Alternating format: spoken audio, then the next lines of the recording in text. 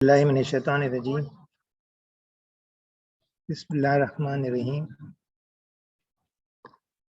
انشاءاللہ آج لاسٹ آیتیں سورہ احزاب کی سنیں گے اور اس میں جو سیلینٹ فیچرز اس پہ ہم مفہوم کی سمجھنے کی کوشش کریں گے انشاءاللہ، اور کوشش کیجئے کہ الفاظوں پر جو آ رہے ہیں آپ اس کے معنی جانتے ہیں، تو انشاءاللہ اعوذ باللہ من الشیطان الرجیم بسم اللہ الرحمن الرحیم۔ اعوذ باللہ من الشیطان الرجیم بسم اللہ الرحمن الرحیم۔ اب یہ احکامات آ رہے ہیں تھوڑے سے جو سورہ نور میں بھی آ چکے ہیں، لیکن اب اس میں اشارتاً بھی بسم اللہ من الشیطان الرجیم بسم اللہ الرحمن الرحیم۔ جیسا کہ میں نے عرض کیا کہ اب اس کے اندر کچھ احکامات آئے ہیں جو سورہ نور میں تھی، تفصیل سے بھی آ چکے ہیں، لیکن اس میں کچھ احکامات آپ کو معلوم ہوں گے کہ ریپیٹ بھی کیے گئے ہیں اور اس کی اہمیت۔ تو ہم یہاں پر اب اس کے مفہوم کو سمجھتے ہیں۔ اے لوگوں جو ایمان لائے ہو، نبی صلی اللہ علیہ وسلم کے گھروں میں بلا اجازت نہ چلے آیا کرو، نہ کھانے کا وقت تاکتے رہو۔ ہاں، اگر تمہیں کھانے پر بلایا جائے تو ضرور آؤ، مگر جب کھانا کھا لو تو منتشر ہو جاؤ، باتیں کرنے میں نہ لگے رہو۔ تمہاری یہ حرکتیں نبی صلی اللہ علیہ وسلم کو تکلیف دیتی ہیں، مگر وہ شرم کی وجہ سے کچھ نہیں کہتے اور اللہ حق بات کہنے میں نہیں شرماتا۔ نبی کی بیویوں سے اگر تمہیں کچھ مانگنا ہو تو پردے کے پیچھے سے مانگا کرو، یہ تمہارے اور ان کے دلوں کی پاکیزگی کے لیے زیادہ مناسب طریقہ ہے۔ تمہارے لیے یہ ہرگز جائز نہیں کہ اللہ کے رسول کو تکلیف دو، اور نہ یہ جائز ہے کہ ان کے بعد ان کی بیویوں سے نکاح کرو، یہ اللہ کے نزدیک بہت بڑا گناہ ہے۔ تم خواہ کوئی بات ظاہر کرو یا چھپاؤ، اللہ کو ہر بات کا علم ہے۔ ہوتا یہ تھا کہ زمانے جاہلیت میں لوگ جو ہے کہیں کوئی مہمان یا اجنبی جو بھی کچھ پوچھنے یا گھر میں آنے ملنے کے لیے آتا تو دروازہ کھول کے اندر آ جاتا تھا، بغیر کھٹکھٹائے ہوئے، بغیر دستک دیے ہوئے، بغیر پوچھے ہوئے کہ کوئی ہے یا نہیں ہے۔ گھر میں اندر آ کے بچوں سے پوچھ رہا ہے کہ کون تمہارے والد ہیں یا نہیں۔ تو اس طرح سے ان کو سختی سے منع کیا گیا کہ ایسے طریقہ صحیح نہیں ہے، اس قوم جاہلیت کا عہد جاہلیت کی چیزیں چھوڑ دو اور اب جو ہے باہر کھڑے ہو کے اجازت لے کے پھر آیا کرو۔ اسی طرح جب حضور صلی اللہ علیہ وسلم کبھی بلاتے تھے کھانے پہ تو وہ کھانے سے پہلے ہی آ کے بیٹھ جاتے تھے، اور وہ چاہے گھنٹے ہوں آدھا گھنٹہ ہوں، وہ اپنا وقت ان کو گھر میں ضائع کرتے اور لوگوں کو ظاہر ہے جو گھر کے لوگ ہیں ان کو تکلیف ہوتی۔ تو اس طرح اللہ تعالیٰ نے چھوٹی سے لے کر بڑی چیز تک کی احکامات دینا شروع کیے، اور جب کھانا کھا لیتے تھے تو بیٹھ کر کے وہ گپے شپے مارتے تھے، اور محمد صلی اللہ علیہ وسلم کو ظاہر ہے اتنی مصروفیت زندگی تھی تو ان کو کچھ کہتے نہیں تھے، اس لیے کہ جیسا کہ آپ کو معلوم ہے عادات کی وجہ سے ان کو بھگاتے نہیں تھے ان کو کہ چلے جاؤ تم، تو ظاہر ہے وہ باتیں کرتے ہوئے بیٹھ جاتے تھے۔ تو اللہ تعالیٰ نے یہ احکامات دیے کہ تم بعد میں حضور صلی اللہ علیہ وسلم کا وقت ضائع مت کیا کرو، اور ان کو اس لیے نہیں کہتے کہ وہ شرم کی وجہ سے کچھ نہیں کہتے، یعنی آداب کی وجہ سے، اور اللہ حق بات کہنے میں نہیں شرماتا۔ اور نبی کی بیویوں سے اگر تمہیں کچھ مانگنا ہو تو ایک دم سے اندر گھس آ کر نہیں مانگا کرو، بلکہ پہلے سے پوچھ کر اور پردے کے پیچھے سے مانگا کرو۔ تو یہ اس طریقے سے اللہ تعالیٰ کو یعنی یہ اجازت، یہ باتیں بتانی پڑی ان کو جو عہد جاہلیت سے چلی آ رہی تھی، اور یہ بھی بتا دیا کہ اللہ کے نزدیک جو ہے کوئی چیز تمہارے دل میں ہو یا زبان پہ ہو، اللہ کو پتہ ہے، معلوم ہے کہ کیا تم سوچ رہے ہو، کیا تمہاری نیت ہے۔ تو اس لیے جو ہے یہ باتیں چاہے ظاہر کرو یا چھپاؤ، اللہ تعالیٰ ہر چیز کا علم رکھتا ہے۔ ازواج نبی صلی اللہ علیہ وسلم کے لیے اس میں کوئی مذاقہ نہیں کہ ان کے باپ، ان کے بیٹے، ان کے بھائی، ان کے بھتیجے، ان کے بھانجے اور ان کے میل جول کی عورتیں اور ان کے مملوک یعنی جو ان کے املاک میں ہیں گھروں میں آئیں۔ اے عورتوں، تمہیں اللہ کی نافرمانی سے پرہیز کرنا چاہیے، اللہ ہر چیز پر نگاہ رکھتا ہے، یعنی یہ تم چاہے کچھ اپنے نیت رکھو یا کام کرو، اللہ ہر چیز کو جانتا ہے، اس لیے یہ بات ضروری ہے کہ وہ احتیاط کریں۔ یہ آپ ہر جمعے کو سنتے ہوں گے حضور صلی اللہ علیہ وسلم کے لیے درود کے لیے کہ ان اللہ و ملائکتہ یصلون علی النبی یا ایھا الذین آمنوا صلوا علیہ وسلموا تسلیما۔ تو ہم آپ کو یاد ہے درود پڑھتے ہیں، اللہم صلی علی محمد وعلی آل محمد کما صلیت علی ابراہیم وعلی آل ابراہیم انک حمید مجید، اللہم بارک علی محمد وعلی آل محمد کما بارکت علی ابراہیم وعلی آل ابراہیم انک حمید مجید۔ اللہ اور اس کے ملائکہ نبی پر درود بھیجتے ہیں، اور اے لوگوں جو ایمان لائے ہو تم بھی ان پر درود و سلام بھیجو۔ اس پر ذرا آپ تھوڑا سا میں نوٹ آپ کو پڑھ کے سناتا ہوں کہ اللہ کی طرف سے اپنے نبی پر صلوات کا مطلب کیا ہے۔ یعنی اللہ صلاح بھیجتا ہے کہتے ہیں، تو اس کا مطلب کیا ہے؟ اس کا مطلب یہ ہے کہ آپ پر اللہ تعالیٰ بے حد مہربان ہے، آپ کی تعریف فرماتا ہے، آپ کے کام میں برکت دیتا ہے، آپ کا نام بلند کرتا ہے، آپ پر اپنی رحمتوں کی بارشیں کرتا ہے۔ بلائی کی طرف سے آپ صلاح کا مطلب کیا ہے؟ یہ کہ وہ آپ سے غائب درجے کی یعنی بہت ہائی درجے کی محبت رکھتے ہیں، اور آپ کے حق میں اللہ سے دعا کرتے ہیں کہ وہ آپ کو زیادہ سے زیادہ بلند مرتبہ عطا فرمائے، آپ کے دین کو سر بلند کرے، آپ کی شریعت کو فروغ بخشے اور آپ کو مقام محمود پر پہنچائے۔ تو یہ یعنی اس لیے تھا کہ یہ وہ وقت تھا جب دشمن اسلام جو تھے، اسلام کے دشمن اس دین کو بڑھتا چڑھتا دیکھ کر بڑے جلتے تھے، اور حضور کے خلاف الزامات کی بوجھاڑ کرتے تھے۔ اپنے نزدیک یہ سمجھ رہے تھے کہ اس طرح کیچڑ اچھال کر وہ آپ کو اس اخلاقی اثر کو ختم کر دیں گے جس کی بدولت اسلام اور مسلمانوں کے قدم زور سے بڑھتے چلے رہے ہیں۔ ایوری دن وہ ان کی عزت بڑھ رہی تھی، لوگ مسلمان ہو رہے تھے، تو اس کی عزت کو کم کرنے کے لیے یہ لوگ ان پر اخلاقی کیچڑ اچھالتے تھے۔ ان حالات میں یہ آیت نازل کر کے اللہ تعالیٰ نے دنیا کو یہ بتایا کہ کفار و مشرکین و منافقین میرے نبی کو بدنام کرنے اور نیچا دکھانے کی جتنی چاہے کوشش کریں اور کر دیکھیں، آخرکار وہ منہ کی کھائیں گے، اور اس لیے کہ میں اس پر مہربان ہوں، اور ساری کائنات کا نظم و نسق یعنی فرشتے وغیرہ جو دے ہیں سب کے سب اس کے حامی اور شناخواں ہیں، اس کی تعریف کر رہے ہیں، اس کی مذمت کر کے کیا پا سکتے ہیں؟ جبکہ میں اس کا نام بلند کر رہا ہوں اور میرے فرشتے ان کی تعریف کے چرچے کر رہے ہیں، وہ اپنے اونچے ہتھیاروں سے اس کا کیا بگاڑ سکتے ہیں؟ جبکہ میری رحمتیں اور برکتیں اس کے ساتھ ہیں۔ میرے فرشتے شب و روز دعا کر رہے ہیں کہ رب العالمین محمد کا درجہ صلی اللہ علیہ وسلم اور زیادہ اونچا کر اس کے دین کو اور زیادہ ترقی دے، فروغ دے۔ یہ تھی وہ بات جو یعنی درود صلوات کے بارے میں آئی ہے۔ جی خود اپنے حمد میں اعلیٰ درجے پر آپ نے سنا ہوگا مقام محمود سے مراد یہ ہے کہ حمد سے ہے محمود، یعنی وہ شخص جو سب سے زیادہ اللہ تعالیٰ کی حمد کی، اس سے زیادہ کوئی یعنی کر سکا نہیں، تو وہ مقام محمود ہے۔ کل محمد صلی اللہ علیہ وسلم اس مقام پہ پہنچے ہیں، ہائیسٹ لیول اللہ کی سے۔ اور دوسرے الفاظ میں اس کا مطلب یہ ہے کہ لوگوں جن کو محمد صلی اللہ علیہ وسلم براہ راست نصیب ہوئی ہے، جن کو ان کی بدولت یہ جو نصیب ہوئی ہے، ان کو تم قدر پہچانو، ان کے احسان عظیم کا حق ادا کرو۔ تم جہالت کی تاریکیوں میں بھٹک رہے تھے، اس شخص نے تمہیں علم کی روشنی دی، تم اخلاق کی پستیوں میں گرے ہوئے تھے، اس شخص نے تمہیں اٹھایا، اس قابل بنایا کہ آج تم یعنی محسود خلائق یعنی لوگوں کے لیے حسد کر رہے ہیں لوگ تمہارے اوپر کہ تم کتنے اچھے بن گئے، تم وحشت اور حیوانیت میں مبتلا تھے، اور اس شخص نے تم کو بہترین انسانی تہذیب سے آراستہ کیا یعنی بتایا۔ کفر کی دنیا اس لیے اس شخص پر خار کھا رہی تھی کہ اس نے یہ احسانات تم پر کیے، ورنہ اس نے کسی کے ساتھ ذاتی طور پر کوئی برائی نہیں کی۔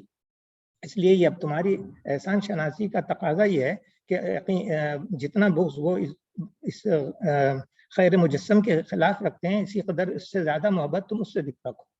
یعنی اللہ تعالیٰ مسلمانوں سے کہہ رہا ہے جتنی وہ اس سے نفرت کرتے ہیں یعنی منافقین و کافر، اتنے ہی بلکہ اس سے زیادہ تم اس کے گرویدہ ہو جاؤ۔ جتنی وہ اس کی مذمت کرتے ہیں اتنی ہی بلکہ اس سے بھی زیادہ تم اس کی تعریف کرو۔ جتنے وہ اس کے بدخواہ ہیں اتنے ہی بلکہ اس سے زیادہ تم اس کے خیر خواہ بنو۔ اس کے حق میں وہی دعا کرو جو اللہ کے فرشتے شب و روز اس کے لیے کر رہے ہیں۔ اے رب دو جہاں، جس طرح تیرے نبی نے ہم پر بے پایہ احسانات فرمائے ہیں، تو بھی ان پر بے حساب رحمت فرما، اور ان کا مرتبہ دنیا میں سب سے زیادہ بلند کر، اور آخرت میں بھی انہیں تمام مقربین سے یعنی جو اللہ کے قریب ہوں گے ان کو قربت عطا فرما۔ اس آیت میں مسلمانوں کو دو چیزیں کا حکم دیا گیا ہے، ایک صلو علیہ کہا، دوسرا سلموا تسلیما کہا۔ صلاۃ کا لفظ جو ہے جب اللہ کے ساتھ آتا ہے یعنی عین اللہ کے ساتھ آتا ہے تو اس کے تین معنی ہوتے ہیں، یعنی ایک تو یہ کہ کسی پر مائل ہونا، اس کی طرف محبت کے ساتھ متوجہ ہونا اور اس پہ جھکنا، دوسرا یہ کسی کی تعریف کرنا، تیسرا کسی کے حق میں دعا کرنا۔ یہ لفظ جب اللہ تعالیٰ کے لیے بولا جائے گا تو ظاہر ہے کہ تیسرے معنی میں نہیں بول سکتا، کیونکہ اللہ کا کسی اور سے دعا مانگنا تو ظاہر ہے قابل تصور نہیں ہے، اس لیے لامحالہ وہ صرف پہلے دو معنوں میں ہوگا۔ یعنی جب یہ لفظ بندوں کے لیے بولا جائے گا تو خواہ وہ فرشتے ہوں یا انسان ہوں، وہ تینوں معنوں میں ہوگا۔ اس میں محبت کا مفہوم بھی ہوگا، مدح و ثنا یعنی تعریف کا مفہوم بھی ہوگا، دعائے رحمت کا مفہوم بھی ہوگا۔ لہٰذا اہل ایمان کو نبی صلی اللہ علیہ وسلم کے حق میں صلو علیہ کا حکم دینے کا مطلب یہ ہے کہ تم ان کے گرویدہ ہو جاؤ، ان کی مدح کرو یا تعریف کرو اور ثنا کرو اور اس کے لیے دعا کرو۔ سلام کا لفظ بھی دو معنی رکھتا ہے، ایک ہر طرح کی آفات اور نقائص سے محفوظ کرنا، جس کے لیے ہم اردو میں سلامتی بولتے ہیں کہ آپ پہ سلامتی ہو. دوسرے صلح و عدم مخالفت، یعنی کوئی مخالفت نہیں کرنا. بس نبی صلی اللہ علیہ وسلم کے حق میں سلیم و تسلیمہ کے کہنے کا مطلب یہ ہے کہ تم ان کے حق میں کامل سلامتی کی دعا کرو، اور دوسرا مطلب یہ ہے کہ تم پوری طرح دل و جان سے ان کا ساتھ دو، ان کی مخالفت سے پرہیز کرو اور اس کے سچے فرما بردار یعنی فالوور بن جاؤ. یہ جب حکم آیا تھا تو بہت سے صحابہ نے رسول اللہ صلی اللہ علیہ وسلم سے عرض کیا، یا رسول اللہ، سلام کا طریقہ تو آپ نے ہمیں بتا چکے ہیں، یعنی نماز میں السلام علیکم یا ایھا النبی و رحمۃ اللہ وبرکاتہ آپ پڑھتے ہیں نا اتحیات میں، اور ملاقات کے وقت بھی السلام علیکم یا رسول اللہ کہتے ہیں، السلام علیکہ یا رسول اللہ کہتے ہیں، مگر آپ پر صلات بھیجنے کا کیا طریقہ ہے؟ اس کے جواب میں حضور نے بہت سے لوگوں کی مختلف جو لوگ وہاں حاضر تھے صحابہ، ان میں سے جو معمولی سے تبدیلی الفاظوں کی، مگر میجر جو ہے وہی جو آپ پڑھتے ہیں جو ہر جمعے میں جب امام کہتا ہے کہ اللہم صلی علی محمد وعلی آل محمد کما صلیت علی ابراہیم وعلی آل ابراہیم انک حمید مجید، اللہم بارک علی محمد وعلی آل محمد کما بارکت علی ابراہیم وعلی آل ابراہیم انک حمید مجید. تو یہ یعنی حضور صلی اللہ علیہ وسلم نے یہ خود سکھایا ہے یہ درود. اس طرح ہم جب امام کہتا ہے تو ہم یہ ریپیٹ کرتے ہیں. اور اگر بعض لوگوں کا خیال ہے وہ دل میں بولنا چاہیے، بعض لوگوں کا خیال ہے کہ سننا چاہیے، لیکن بہرحال آپ جب بھی درود پڑھیں تو یہ درود جو ہے یہ کامل درود ہے. اور جب میں بڑا تھا، بچہ تھا جب میں، تو مجھے درود لکی، درود فلانا بڑے بڑے درود ملتے تھے. تو میں اکثر یہی سوچتا تھا جب محمد صلی اللہ علیہ وسلم جو درود مختصر اور بہترین سکھا دیا ہے، اس سے بڑھ کر چاہے تم 200 صفحے کی درود پڑھ لو، اس سے کیا فرق پڑتا ہے؟ درجہ تو اسی کا زیادہ ہوگا جو حضور نے بتایا. تو حضور صلی اللہ علیہ وسلم کی جو درود ہے اس کو آپ ریپیٹ کرتے رہیں جب موقع ملے، اور کم سے کم یعنی صلی اللہ علیہ وسلم یہ چھوٹا ٹکڑا ہے، اور باقی جو یہ درود ہے یہ پورے طرح سے آپ کو جب موقع ملے صبح شام چلتے پھرتے آپ یہ پڑھتے رہا کریں، تو اللہ تعالیٰ آپ پہ بھی رحمت نازل کرے گا اور آنے والی نسلوں پہ بھی. اور یہ اللہ تعالیٰ نے جو حضور صلی اللہ علیہ وسلم سے سکھایا ہے تو اس کی اہمیت آپ اندازہ لگا سکتے ہیں کہ چاہے وہ کتنا بڑا ولی ہو، غوث ہو، فلانا ہو، ڈمکا ہو، اس سے کوئی فرق نہیں پڑتا. میں نے دیکھا ہے کہ لوگوں نے بڑی لمبی لمبی درودیں لکھی ہوئی ہیں، ان کے نام درود لکی ہے، درود فلانا ہے، درود تاج ہے. تو میں نے اس کے معنی بھی دیکھے، کچھ عجیب عجیب سے معنی نکلتے ہیں اس کے اندر. تو میں سوچتا تھا کہ یہ آخر ان لوگوں کو اتنی لمبی درود لکھنے کی ضرورت کیا پڑی جب حضور نے خود اتنا آسان، بہترین، ٹو دا پوائنٹ اور اللہ سے یعنی قربت سے بڑا ذرائع کیا ہو سکتا ہے کہ حضور خود سکھا دیں کہ کیا ہے. جبکہ صحابہ نے پوچھا کہ یہ آپ پہ کس طرح سے یعنی درود بھیجیں. تو یہ اس کی اہمیت کے لیے میں نے آپ پہ اہمیت کے لیے زور دیا ہے کہ آپ سے یقیناً اس کی برکت پائیں. جی جی ہاں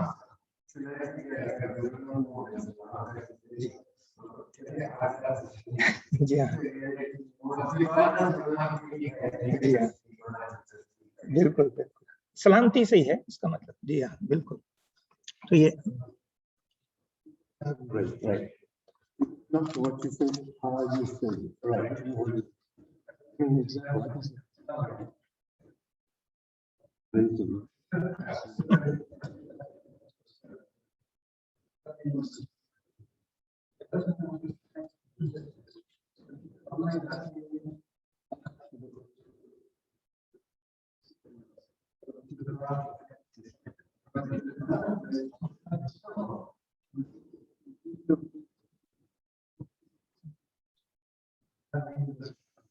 Those were the believers.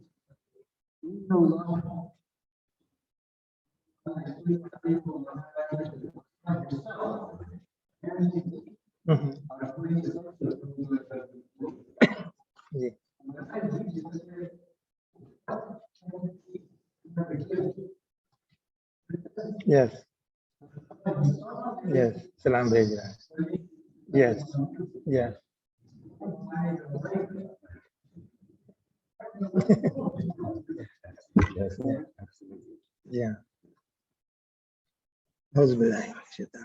اچھا، جو لوگ اللہ اور اس کے رسول کو اذیت دیتے ہیں اور ان پر دنیا اور آخرت میں اللہ نے لعنت فرمائی ہے اور ان کے لیے رسوا کن عذاب مہیا کر دیا ہے.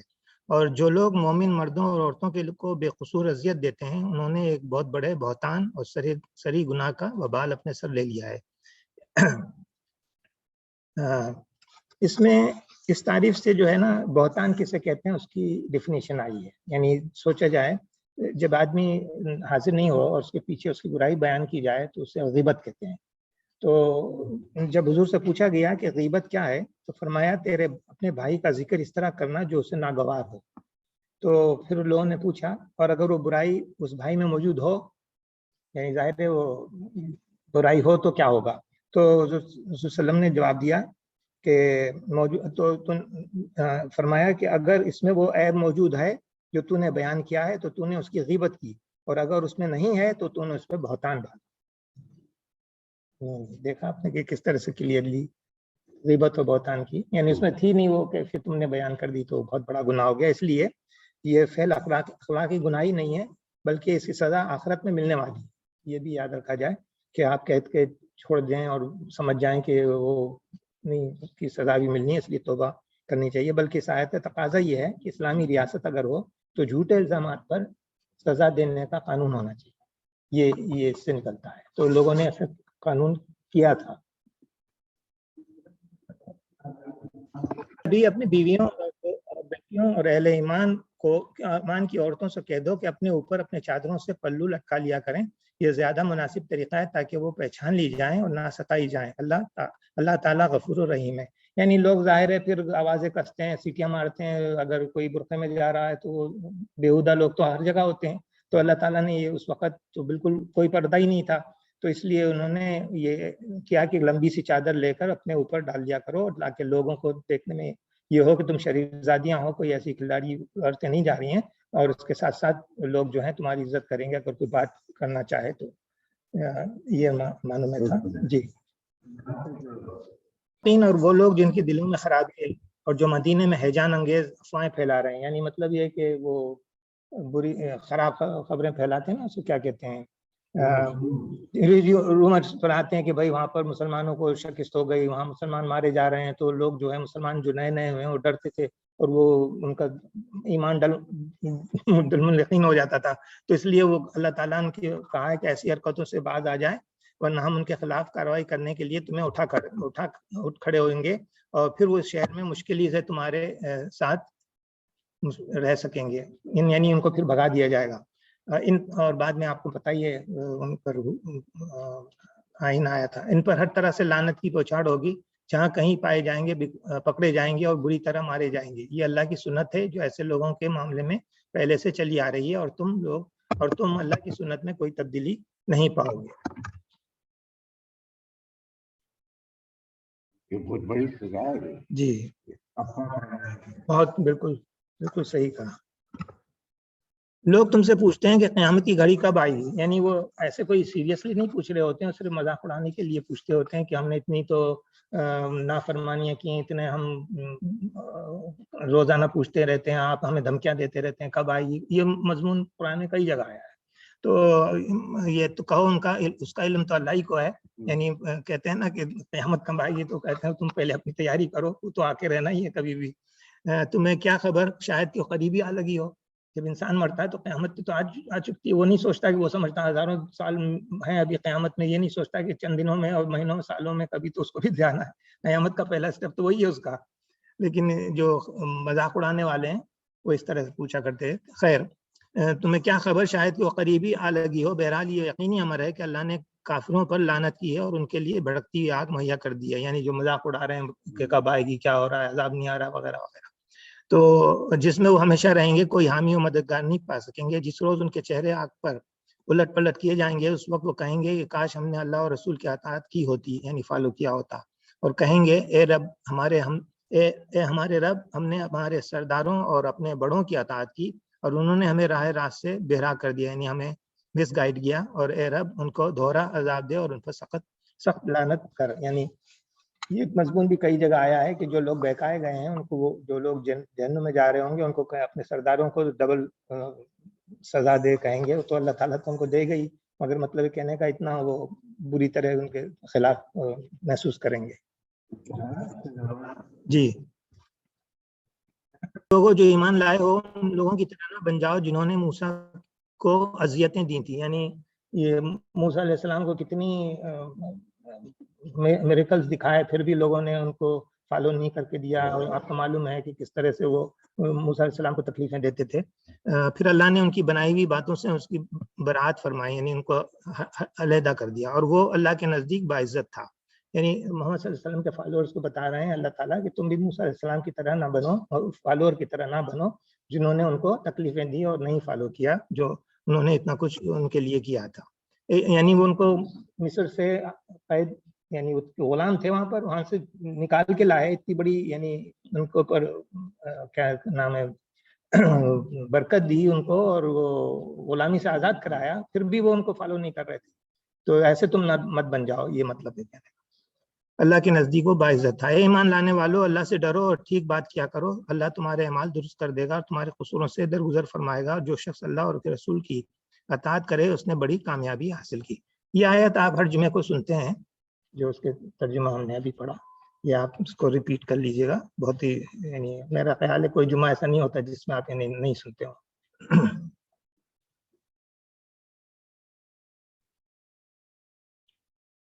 اچھا، اب یہ ایک مضمون آیا ہے جو بہت ہی انٹرسٹنگ اور بہت ہی یعنی سمجھنا چاہیے ہمارے ان کو، کئی بار سوچنا پڑے گا کہ یہ مضمون کیا ہے اور اس کے بیک گراؤنڈ کیا ہے. اصل میں یہ ہوا یہ کہ پورے قرآن شریف میں 2 جگہ صرف اللہ تعالیٰ نے اپنی مخلوق سے ایڈریس کیا ہے ڈائریکٹلی. اس میں ایک وہ ہے جو سورہ اعراف میں آیا ہے، جس میں فرمایا کہ تمام آدم کو اور اس کی ذریات کو، اس کے آنے والے نسلوں کو جمع کیا ایک جگہ اور پوچھا کیا میں تمہارا رب نہیں ہوں؟ الستو بربکم؟ تو سب نے کیا جواب دیا؟ بھلا شاہدنا، یعنی یقیناً ہم کیوں نہیں، ہم گواہی دیتے ہیں. یہ ایک اس وقت تھا. اب وہ ہمارے ذہن سے ہٹا دیا گیا اس لیے تاکہ امتحان میں اگر یہ یاد رہتا تو پھر وہ ظاہر ہے وہ امتحان نہ ہوتا. تو ایک تو وہ ایڈریس تھا ڈائریکٹ. دوسرا یہ ڈائریکٹ ایڈریس ہے پوری کائنات میں جو بنایا گیا تھا اللہ تعالیٰ نے، پہاڑ، پلانٹس اور دریا، جو بھی ذہن میں آپ کو بڑی سے بڑی چیز آتی ہے کائنات میں، سب بنائی تھی، سب کو سامنے رکھا مخلوق کو، اور انسان بھی اس میں کھڑا تھا. اور اس کو کہا، ان سب کو کہا کہ ہم نے اس امانت کو، اب ہم ایک تم کو امانت دیتے ہیں جس کا نام خلافت بھی ہے. امانت کیا ہے؟ خلافت بھی ہے. یہ امانت اور خلافت جو ہے ہم اس کو دیں گے جو یہ سمجھ لے کہ ہم کیا کرنے جا رہے ہیں. تو پہلے ہم کرتے ہیں. ہم نے اس امانت کو آسمانوں اور زمین اور پہاڑوں کے سامنے پیش کیا تو اسے اٹھانے کے لیے تیار نہ ہوئے اور اس سے ڈر گئے، مگر انسان نے اسے اٹھا لیا. بے شک وہ بڑا ظالم اور جاہل ہے. اس بار امانت کو اٹھانے کا لازمی نتیجہ یہ ہے کہ اللہ منافق مردوں اور عورتوں اور مشرک مردوں اور عورتوں کو سزا دے اور مومن مردوں اور عورتوں کی توبہ قبول کرے. اللہ درگزر فرمانے والا رحیم ہے. بہت ہی مختصر الفاظوں میں بہت بڑی بات کو رکھا گیا ہے. اب اس کو سمجھنے کی کوشش کیجئے کہ امانت، اتنی بڑی امانت اور اتنی بڑا ذمہ داری کا کام پوری کائنات کے ساتھ ساتھ انسان کو بھی کھڑا کر کے پوچھا جا رہا ہے کہ کون ہے جو اس امانت کو اٹھانے تیار ہے.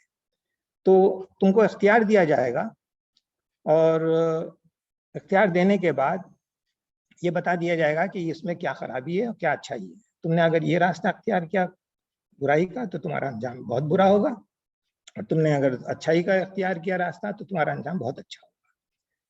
یہ بتانے کے بعد جب کہ پوری کائنات کھڑی ہوئی تھی تو سب نے کہا، ہر کوئی بڑے سے بڑا پہاڑ ہو یا کائنات کی بڑی سے بڑی چیز ہو، اس نے کہا کہ حضور ہم میں یہ قابلیت نہیں ہے کہ اس ذمہ داری کو لے لیں.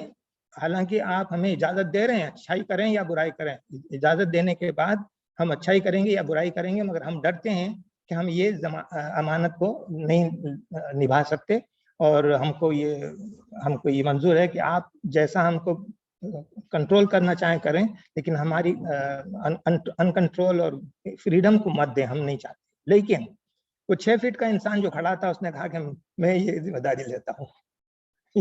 یہ ذمہ داری اس نے اس وقت کہا کہ میں لیتا ہوں، اور اللہ نے بتایا کہ تو جاہل ہے اور ظالم ہے. کیوں؟ اب اس بات کو ذرا سوچئے. اگر آپ یہ سوچیں کہ let me see if I have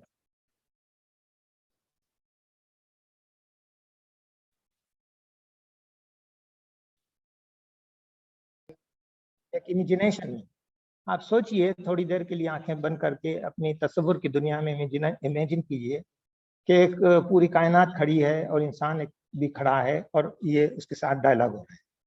اللہ تعالیٰ فرماتے ہیں I want to give someone of my creation the power that being a subject of my kingdom it may not acknowledge my supremacy and obey my commands of its own free will. Otherwise it will also have the power to deny me, even rebel against me. تو میرا باغی بھی بن سکتا ہے یا مجھے follow کر سکتا ہے. یہ فریڈم دیا جائے گا فری ول کا. تو یہ free after giving him this freedom I shall so conceal myself from him as if I did not exist at all. مجھے ایسا لگے یعنی آپ کے سامنے پیش کر رہا ہے کہ میں ہوں یہ دینے کے بعد آپ کے سامنے سے ایگزسٹ نہیں کروں گا.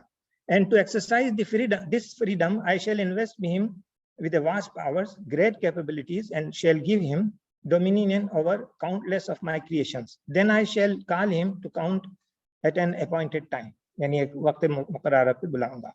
The one who will have misused the freedom granted by me will be made to suffer a most terrible punishment. And the one who will have adopted my obedience in spite of all chances and opportunities for the disobedience will be raised to such a high rank so as no creation of mine has ever been able to attain. یہ دو choices دینے کے بعد بتانے کے بعد اللہ تعالیٰ پوچھتے ہیں Now tell me, which of you is ready to undertake this test? سمجھے نا. تو جواب دیکھیے. Hearing this discourse, a hush might have been prevailed. خاموشی چھا گئی, سب چپ چاپ کھڑے ہو گئے. For a while, all through the universe. Then one great creation after the other might have bowed down and submitted that it should be excused from the severe test. Then at last, this frail creation, yani man, might have risen and submitted. Oh my Lord, I am ready to take this test. I shall brave all the dangers inherent in the freedom and independence only in hope that I shall be blessed with the highest office in your kingdom if I pass the test.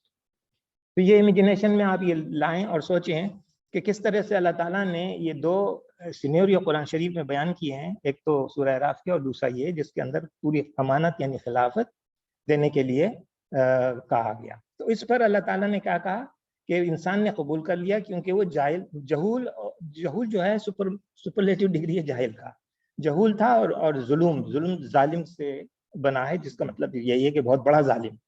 Superlative degree یعنی اس لیے کہ اس نے یہ نہیں سوچا کہ اگر یہ بےخوفی کرے گا تو نہ صرف اپنے ہی پاؤں پر کلاڑی مارے گا بلکہ آنے والی قوموں کو بھی تباہ کرے. کیونکہ ظاہر ہے ایک آدمی برائی ڈالتا ہے تو پھر فالوور اس کو فالو کرتے ہیں. جبھی تو برائی کنٹینیوس چلتی ہے تو اس کی جو برائی چلے گی اس پر بھی اس کا عذاب ہوگا اور ان کو بھی عذاب ہوگا جو فالو کر رہے ہیں. تو یہ نہیں سمجھ رہا ہے کہ یہ بہت بڑی ذمہ داری ہے اور پھر یہ جو ہے سمجھے گا کہ مجھے تو آزادی دی گئی ہے جو دل چاہے کروں. مگر یہ بھول گیا ہے کہ اس کا چیک اینڈ بیلنس کا بھی دن ہے. اگر وہ یہ یاد کر لے گا تو پھر صحیح ہو جائے گا. لیکن وہ کرتا کیا ہے کہ اللہ مہربان و رحیم ہے معاف کر دے گا. کوئی کہتا ہے کہ خدا رحمان و رحیم ہے تو پھر کیا فرق پڑتا ہے ورنہ کیسا وغیرہ. پھر کوئی کہتا ہے کہ وہ تو ہمارے نبی نے تو اس کو معاف کر دیا ہے, اس نے خون یعنی گناہوں کو اس نے معاف کر کے چلا گیا ہے تو ہم جو بھی کریں وہ ہم کو معاف کرا دے گا. یعنی کوئی نبیوں کو کبھی پیروں مرشدوں کو کوئی کسی کا ریزن بنائے, یہاں تک کہ اللہ کو بھی ریزن بنا دیا کہ رحمان و رحیم ہے معاف کر دے گا. بتائیے اب کیا رہ گیا. جتنا دل چاہیے برا کیجیے, جتنا دل چاہیے اپنے فریڈم کو ابیوز کیجیے. تو یہ طریقے سے اللہ تعالیٰ یہاں بتا رہے ہیں کہ یہ بہت ضروری ہے. اپنے آپ کو یاد رکھیے کہ یہ جو خلافت دی گئی ہے ہمیں انسان کو امانت جو دی گئی ہے یہ امانت جو ہے وہ ذمہ داری کا کام ہے اور اس کو ہر قدم پہ یاد رکھنا بہت ضروری ہے. ورنہ آنے والی نسلیں بھی ہم کو بددعا دیں گی اور اسی طرح جیسے اس سے پہلے گزرا ہے کہ جو بہکے ہیں وہ کہیں گے کہ انہوں نے ہمیں بہکایا, ان کو ڈبل سزا دے. تو اس طرح اللہ تعالیٰ ہم کو بچائے عذاب سے اور ہمیں سیدھی راہ پہ اللہ تعالیٰ رکھے. صدق اللہ.